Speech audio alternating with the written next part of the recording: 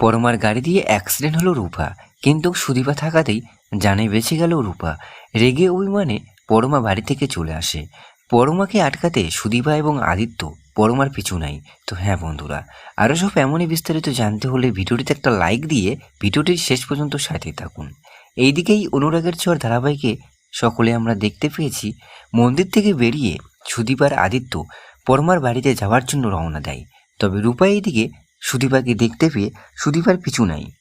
রূপা মা মা বলে চিৎকার করে ডাকতে লাগে, কিন্তু সুদীপা রূপার ডাক শুনতে পায় না। এইদিকে পরমা বাড়িতে বড় সড়ো যন্ত্র একটা শুরু হয়ে যায়। বিয়ে নিয়ে এবার কথা তর্ক বিতর্ক হতে লাগে। পরমা এবং তার মা বাবার সাথে এই ব্যাপারে কথা বলে। আদিত্যর কাছাকাছি থাকার জন্য পরমা অভ্রকে বিয়ে করেছে, চৌধুরী বাড়িতে গিয়েছে। সেই সব কথা অভ্র শুনতে পায়। অভ্র দেখে পরমার সাথে তার মা বাবাও আছে, তারাও জানতো এইসব ব্যাপার। এবার অভ্র অনেক রেগে যায়। অভ্র পরমার মা বাবাকে অনেক কথা শুনিয়ে দেয়। এইদিকে অভ্র রেগে গিয়ে পরমার বাড়ি থেকে বেরিয়ে যায়।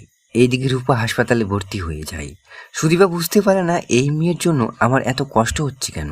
সুদীপা মনে মনে ভাবে, কেন হচ্ছে এমন, আমাকে সব কিছু জানতে হবে। সুদীপা কি তাহলে রূপার রহস্য জানতে পারবে না পারবে না? এই সব মূল ধারাবাহিক দেখতে হলে জানতে হলে চোখ রাখুন শুধুমাত্র স্টার জলসার পর্দায়। সাথে এমনই আপকামিং ভিডিও পেতে হলে আমাদের এই ইউটিউব চ্যানেলটিকে সাবস্ক্রাইব করতে কিন্তু একদমই ভুলবেন না।